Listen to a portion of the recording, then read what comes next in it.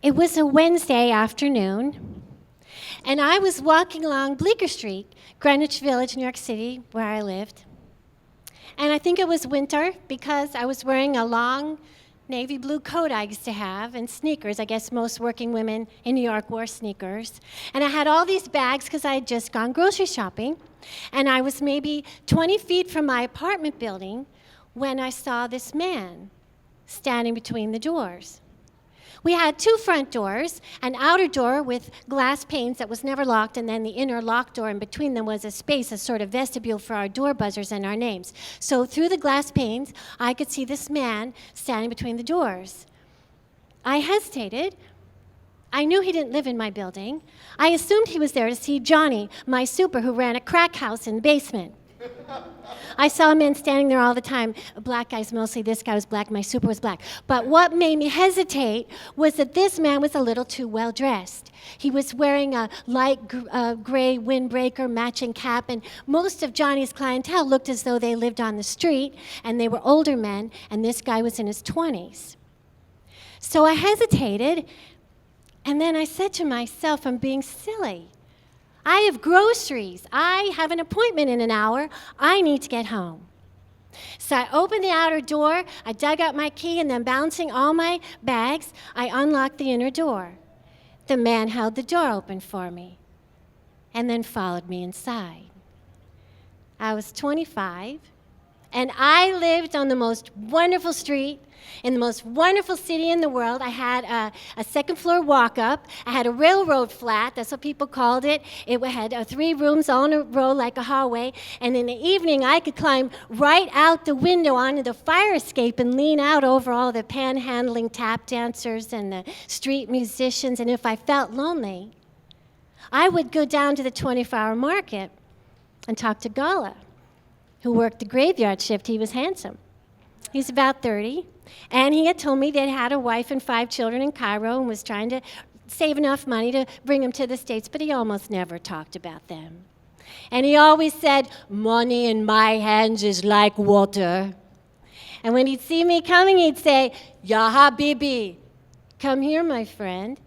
And he had taught me to say, Malay, what's happening? Ma fish, nothing. Ma fish haga, nothing happens. We should go to Florida. I'd say, what's in Florida? Oh, I hear it's so nice.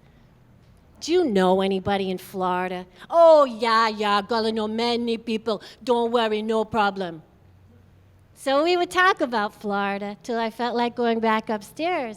And he would turn to me as I was leaving. He'd say, Anna Behebek, I like you.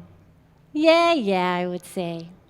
So even though I had that crack house in the basement, and sometimes, for a while, actually a shooting gallery on the 3rd floor, I love my building, and I love my street, and I love talking to Gala. I felt at home, I felt safe. And then it was that Wednesday afternoon. And there was that man, all in gray, holding the door open for me and following me inside. And I thought to myself, I wonder what this man thinks I do for a living. Home in the middle of the day in this cheap coat and these sneakers and these groceries. No one ever thought I was an actress, which is probably why I got jobs on television selling liquid plumber, lawn furniture, and linoleum, because I appeared to be a real person. And this man probably thought... And then I felt him against me, pushing a hard object into my back. He pushed me up the steps to the 2nd floor hallway. Money, he said, give me money. Okay, all right. I set down my bags one by one, and I saw that the hard object that I had felt in my back was the carved wooden handle of a closed knife. I searched through my oversized shoulder bag for my wallet. I heard before I saw the 6-inch blade of the open knife. Money, he said more urgently this time as he held the blade to my throat. I found my wallet, and I took out all the bills, about $60, and I handed them to this man, hoping it would be enough. So I looked into his face, and he looked back at me, expressionless, and then he smiled. a stomach-turning smile of contempt, and I knew that he didn't do this just for the money. I thought how near my apartment was, how he could simply motion with a knife and force me inside. And he began to back down the steps, watching me. "Thank you," I said, "thank you." I was afraid to call the police. I was afraid that he'd know. The man would know and come back to punish me. But then I thought of all the women out there, and I dialed. And they got him because he had a pattern.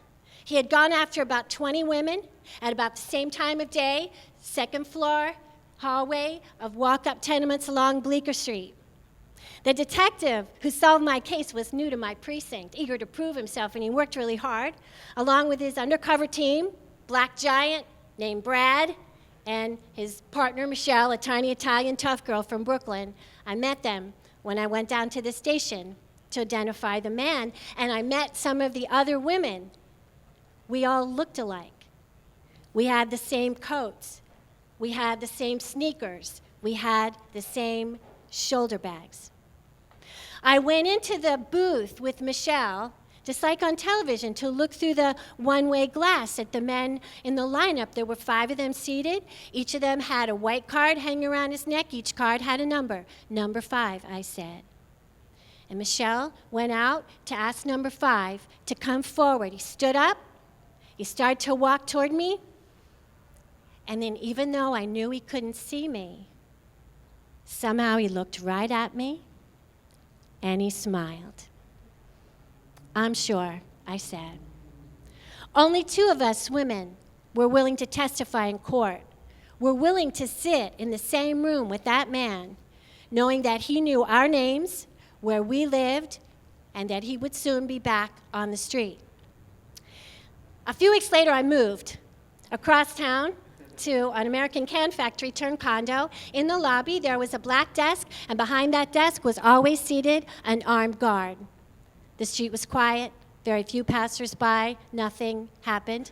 People in the building would rarely say hello in the elevator or in the hallway because they lived there, because they wanted to be left alone. Whenever I would be over in the West Village late at night, I would always stop in at the store to see Gala.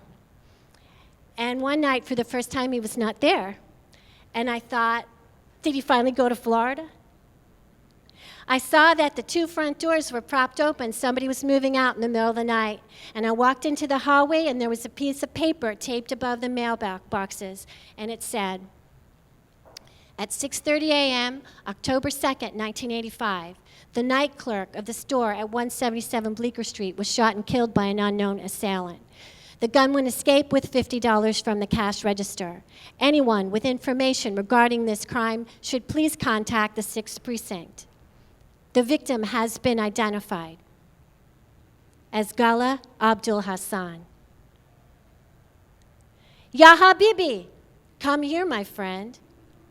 Malay, what is happening? Mafish, nothing. Mafish haga. Nothing happens.